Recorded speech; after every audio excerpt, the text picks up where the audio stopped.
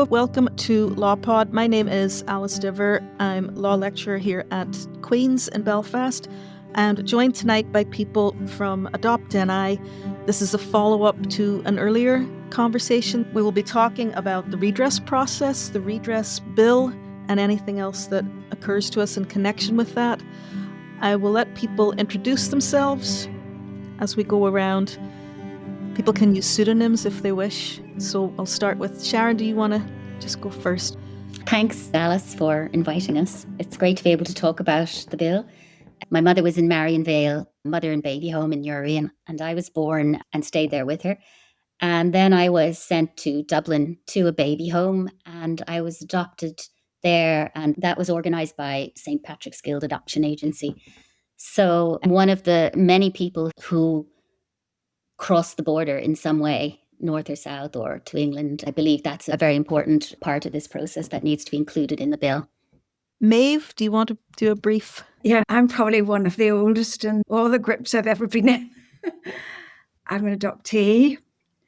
My birth mother went from County Fermanagh to Belfast a few months before my birth to Thorndale House, run by the Salvation Army. And I was born in, I suppose, part of the Royal Hospital in the Jubilee 3 months later.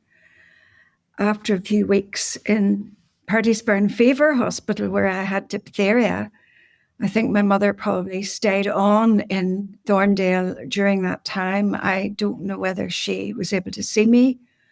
I never got to ask her those kind of questions. Eventually, after I'd recovered 10 weeks later from my illness, she was able to extricate herself and me, I think, to a family friend or a relative. I haven't been able to trace who it was, to Bangor.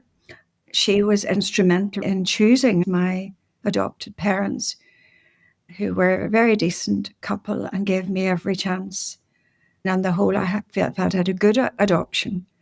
And I knew I was adopted from maybe 6 or 7 when a child in the street asked me, was I adopted? I rushed into my mother and asked that question, and she smiled and said, all the other mummies had to take what they got, but I was able to choose you. And I went back out to my play and played happily.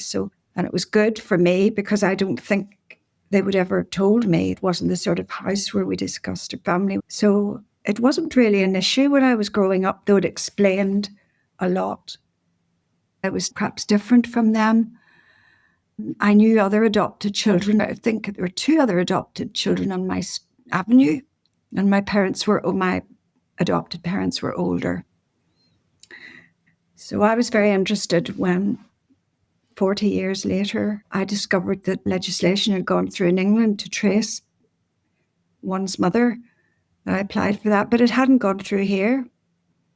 But I was on a list, and as soon as it went through, I think it was maybe 1987, and immediately I was contacted, and a social worker came to give me my original name and the details of the paperwork, really. And then I began the process of tracing. So I did trace my birth mother eventually, and it's worked out very well. She was very pleased to see me. It worked out very well for me.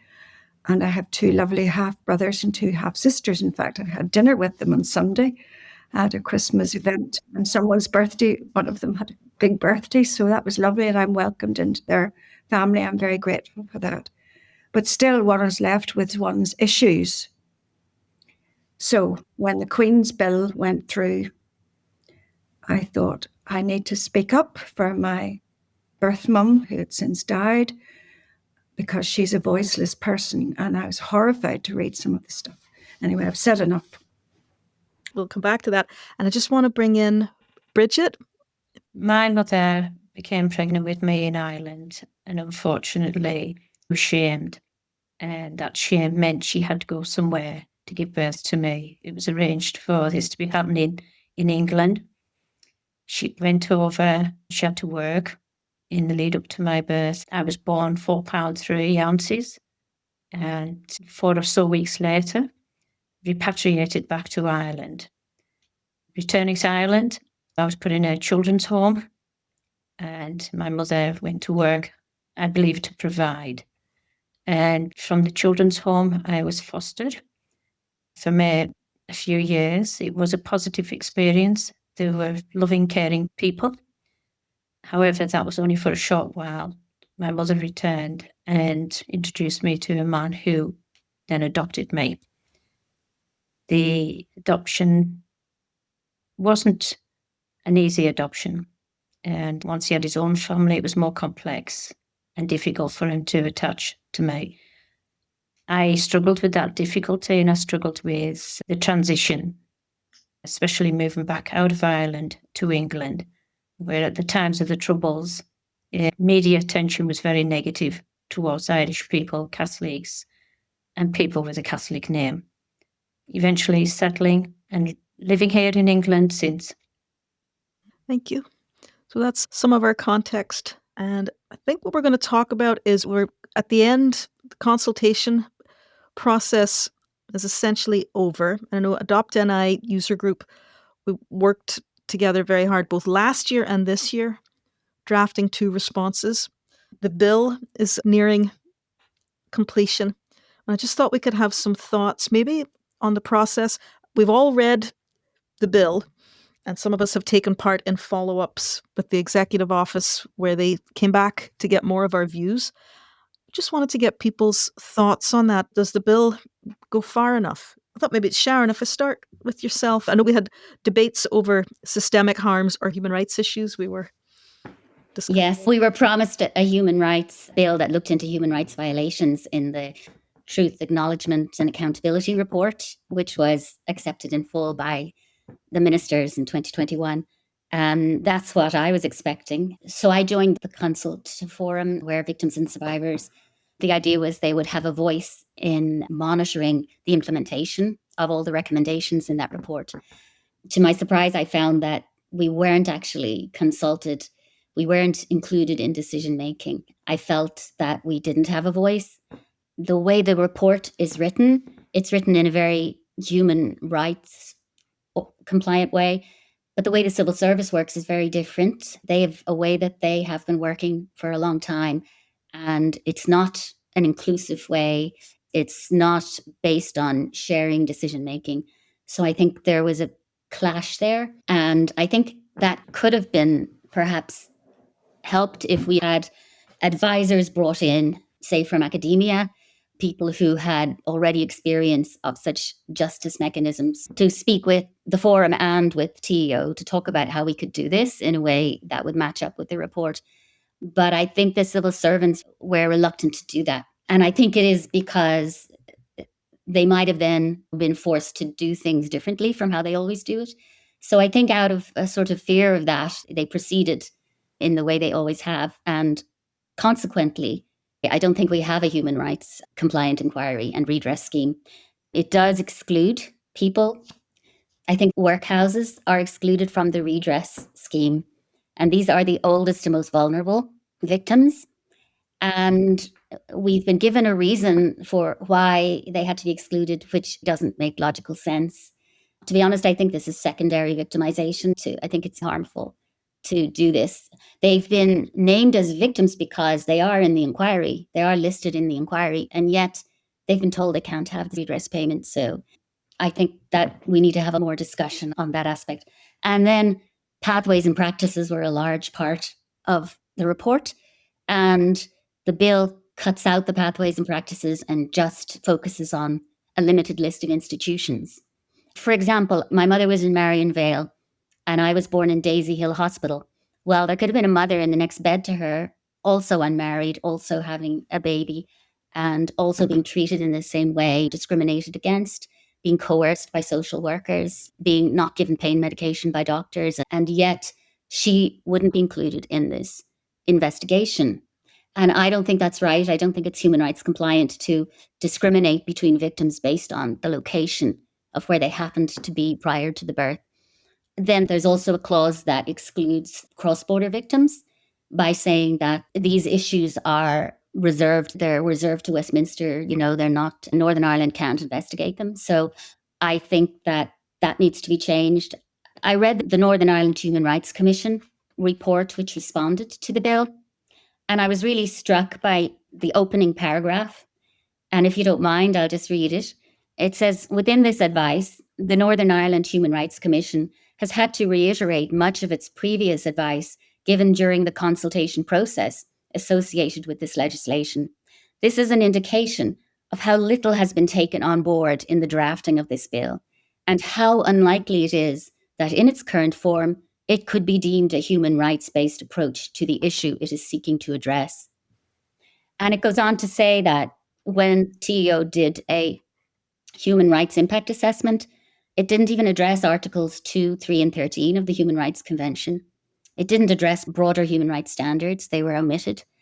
So the Human Rights Commission is recommending that this has to be changed. And in fact, human rights are supposed to be the foundation for this inquiry, the base minimum. And that doesn't mean we can't look at systemic harms. We can look at systemic harms and human rights violations. But it's necessary that as a minimum, we address the fact that these were human rights violations. So, yeah, that's me for a start.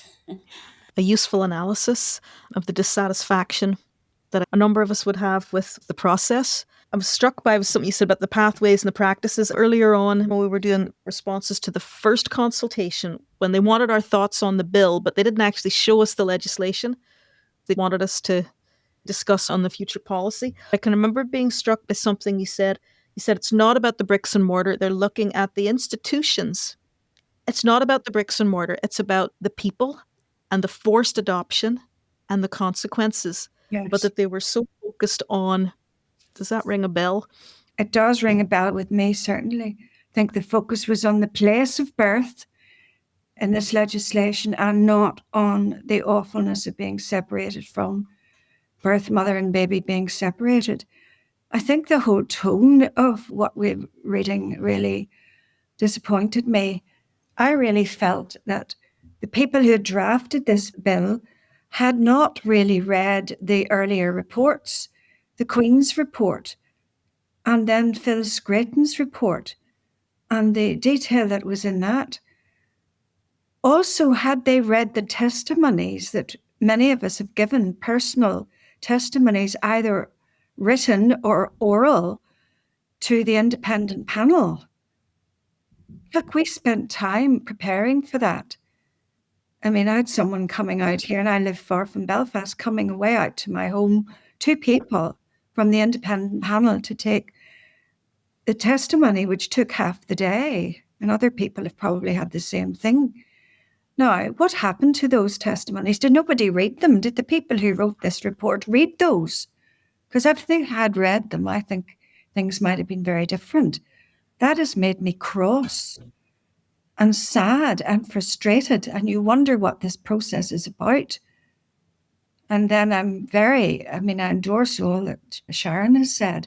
I don't know as much about the crossover between North and South, but some of that is absolutely shocking. And I think it's absolutely shocking that the whole business of adoption, stigmatization, the trauma of all of that, this bill does not deal with any of that, especially the trauma that people have faced, both birth mothers and children growing up and trying to work out who they are. And some of us have lived with that, or where we've come from. And that bill has scant regard for that. I don't know what other people think about. It just absolutely takes back for me many, many things, the frustration, the lack of identity, not talked to. When they're talking to us, they write a script. Then when you read the script, it does not relate at all to what you've said. You're alone whilst that testimony is given in England over a phone. Over the hours, emotionally tearful, emotionally revisiting, and in the midst of it triggering a memory you totally forgot about. And then managing in desperation to be able to complete that testimony because it meant so much to you. Then to read the report and think, where's my voice? Where is it? Who listened? Who cares? And that seems to have been a constant journey from the moment you're in a children's home. You had no right, you had no voice. The time you're in there spent seriously ill, in and out of hospital, in and out of hospital. Then one day, you're no longer in their institution. They're dismissed.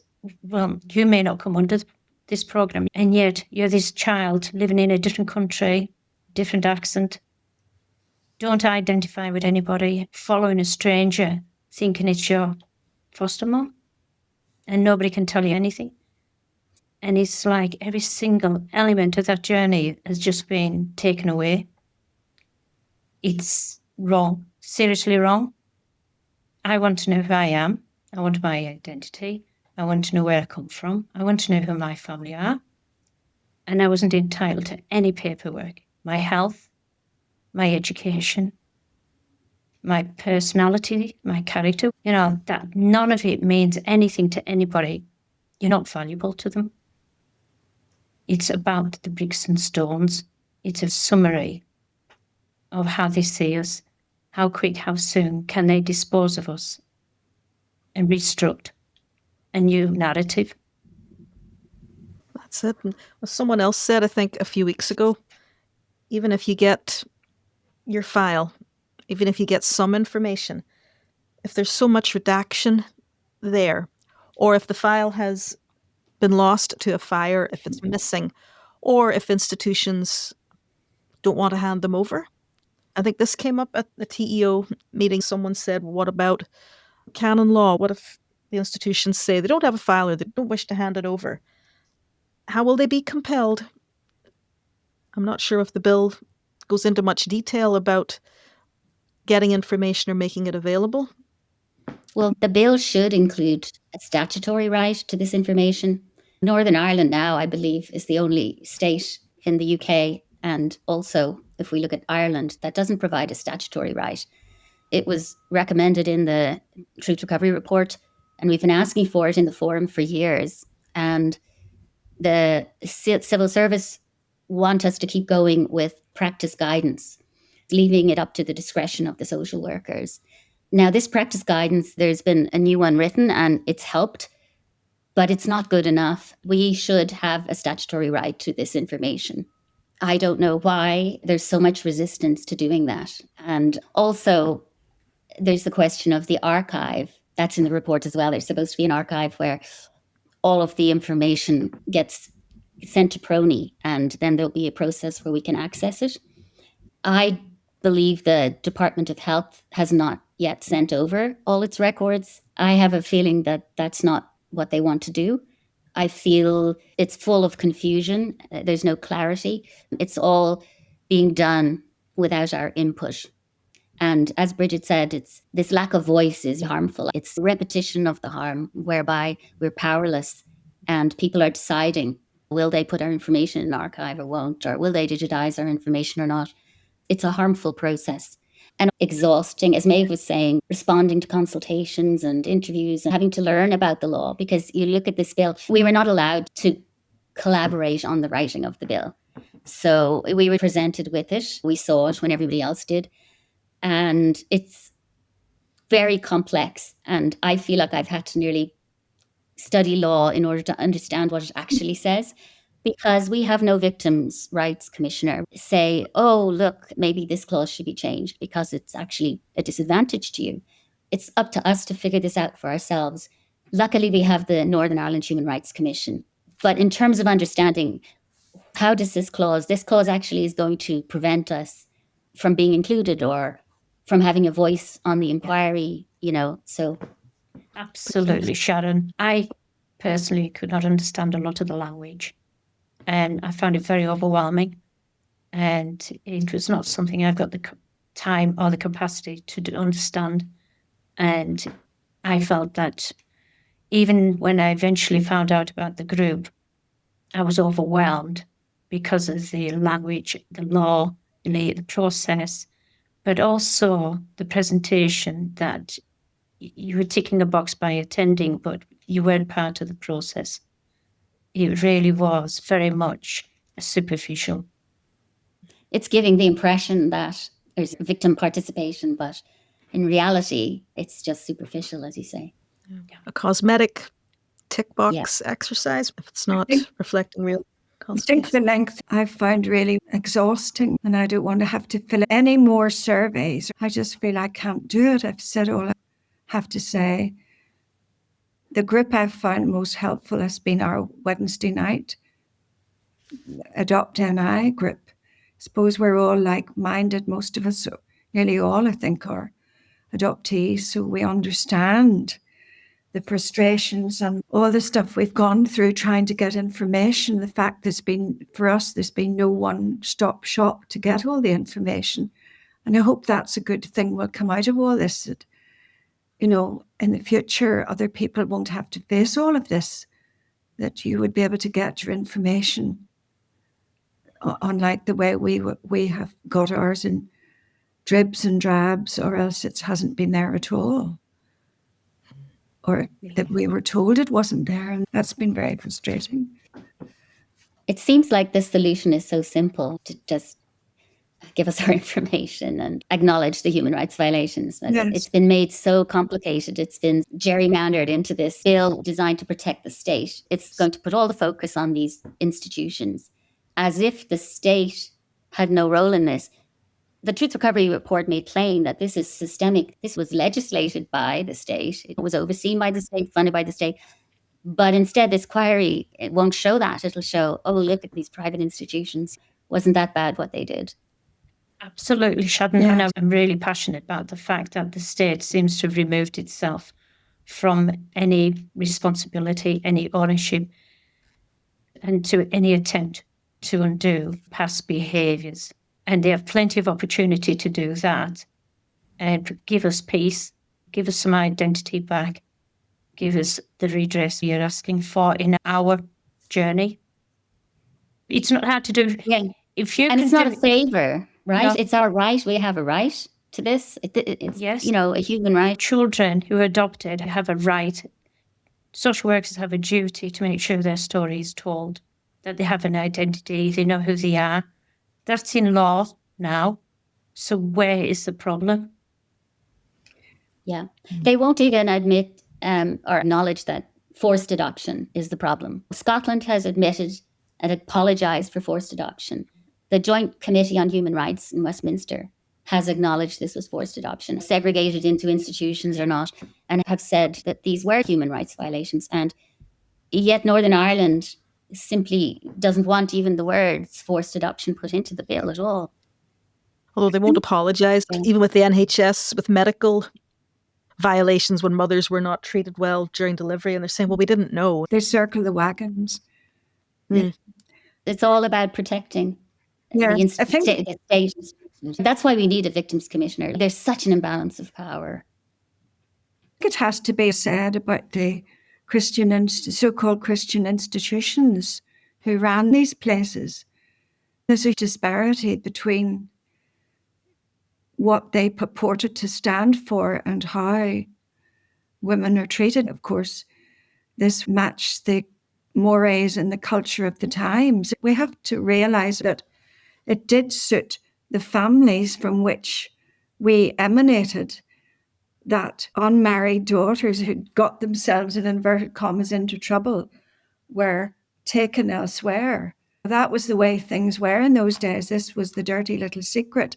So it did suit the families, and they could have consoled themselves at these nice places for girls who'd got into trouble were willing to take them in and deal with the matter. So, I mean, there's all of that. There's the collusion of all of that. Plus, there's a lot of other collusion, including medical people, social workers, all sorts of people were involved in all of this. But I'd like to hear from the religious bodies who ran these places, because I think they have a lot to answer for, really. I think it's wrong. It's not mandatory that they give. They have to be given a statement. They have to release the documents. Why isn't that mandatory? Why isn't that in law? Under subject access request, I can request my information. My information belonged to me, yet they hold it. How can that be right? It's my sister, she was adopted. She was born in Marionville and then immediately removed. Mother fought for her and lost her in court. The judges decided against her. Now, she has a full record, but an interesting itemised bill charging the adopted parents to be for her care. She was then formally adopted. I didn't know about her. She found out about me through the paperwork, but nobody will give me any information until the day she looked for us. Unfortunately, the relationship was difficult. It hasn't been as good as it should be. It's had a devastating impact on families, and nothing's been done to repair that. I was so concerned about the workhouse victims being excluded from the redress. I read about the workhouses, and there's a report, the Vice-Regal Commission on Workhouses in 1906. Not much changed between then and when the workhouses closed. But it's shocking to see how unmarried mothers were treated. And the Board of Guardians are constantly saying, can we not separate the mothers and the babies? The babies would be much better off without these mothers. How can we get the legislators to change the law? The legislators wouldn't change the law because they knew it would be unacceptable publicly to change the law to say unmarried mothers can have their babies taken away. But instead what happened is they allowed the practice. They allowed welfare officers and priests to come into the workhouse and take the babies, coerce the mothers. They actually called it moral suasion originally. Say it again. Moral what? Moral suasion. So for me, that explains it all. Like, that's where it started. When the workhouses closed in 1948, they had developed the mother and baby homes, but they were run along the same lines. It was, separate out unmarried mothers and then try and separate them from their babies. And it was done by these practices. There was never a law that said unmarried mothers have to be separated from their babies. It was just the practices, and the practices are what have been excluded from this bill, which I think that's so wrong. And the poor women who suffered in the workhouses also totally unacknowledged in the redress. I do recall when I was in the home, the older children had to do the chores and they had to scrub the floors. When I watch those films, it takes me right back there to watching. And the nuns stood at each end while they were on their hands and knees scrubbing. They were older children. Older children were tasked with looking after younger children to help make sure things were done in order, expectations and standards were met. If it didn't happen, what would happen, the consequences? I became the child who was cared for and made a mistake by reporting that the adult child hadn't looked after me properly. The fear on her face and the fear of being made to point her out because I knew something was going to happen to her. It's never left me to this day. Then later I became that older child to look after the younger child. I was so heightened. This girl was never going to get out of my sight. I would hold her hand, and she seemed to know. One day, the door opened and they took her out, and that door closed, and I screamed and screamed. I jumped on that door, I kicked, I banged, I grabbed that handle. I heard a voice saying, for goodness sake, open that door before she breaks it. And they opened that door. I run down that corridor to sit beside her while two men, I assumed one was a doctor, examined her. Not long after she was gone, I thought I'd done something wrong. Nobody ever explained. Terrible. It's so tragic. That's what they do to you. It's a human rights violation, and yet the civil servants have said to us that they didn't want to put human rights violations into the bill because that would be to our disadvantage, and that human rights law didn't apply in those years, even though the UK had signed up to the convention and those laws applied. So it's so shocking, I think, when you hear things like that about how children and vulnerable women were treated, and the government now just won't acknowledge that that was a human rights violation. We get no flavour. There's no flavour from this bill. No. We don't get any sense of that. And that is upsetting. Yeah, deliberate and upsetting.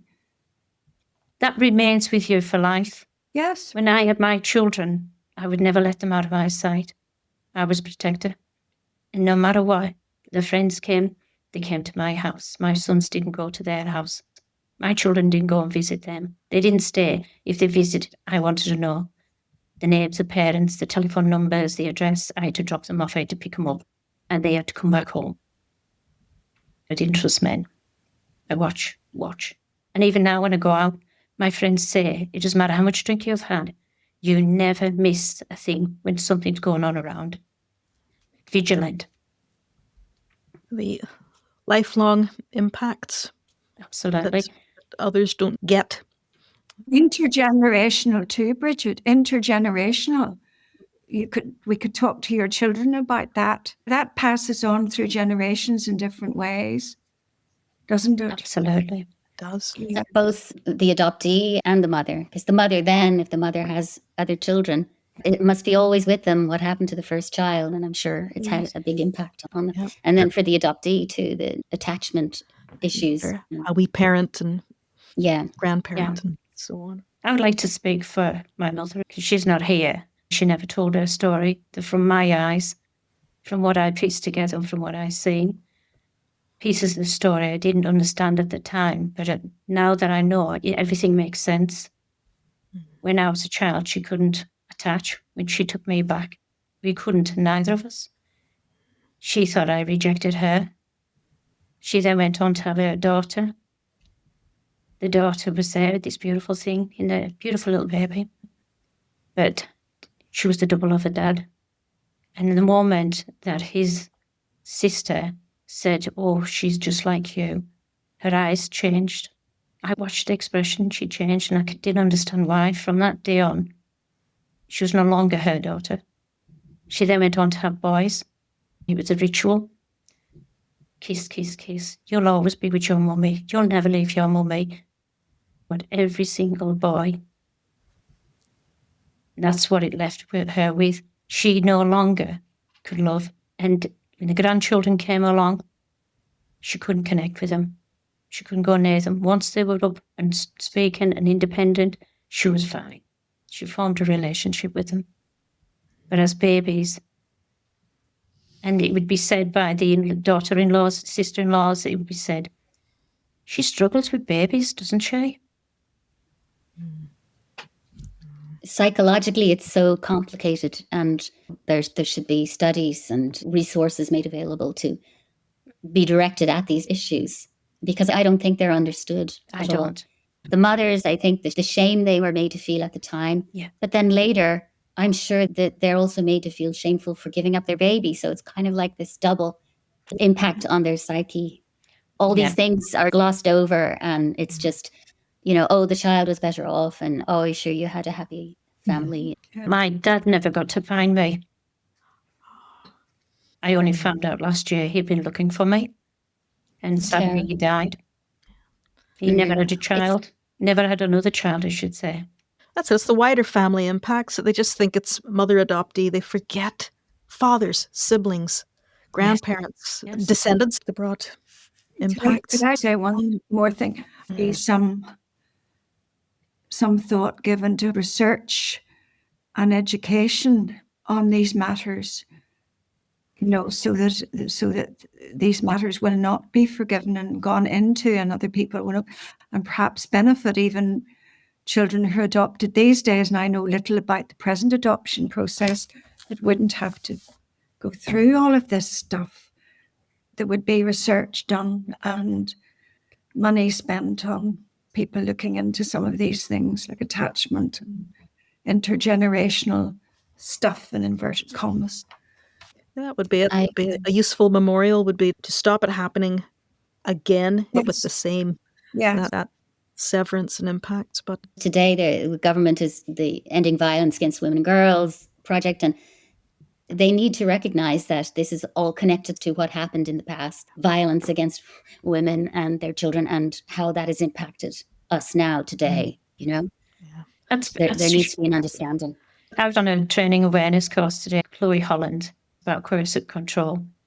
Her story, to fight to get it recognised, to try and get a law passed, However, the failures continue because professionals involved do not know the policies, do not know the law, and do not know what they should be doing. That's the failing. So that to me says all those frontline people, all those people involved, maybe it needs to be brought into statutory training as part of their degree, their training, their induction. It needs to be embedded from the very start. Yes. Exactly.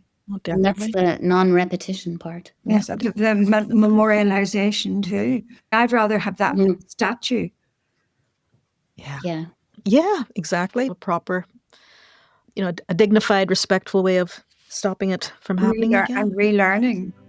Yeah. Exactly. Okay, everyone, thank you for coming in, for sharing your stories, analysis, and thoughts on this issue.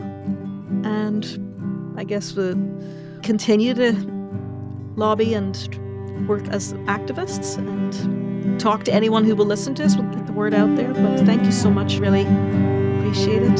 Thanks, Alice.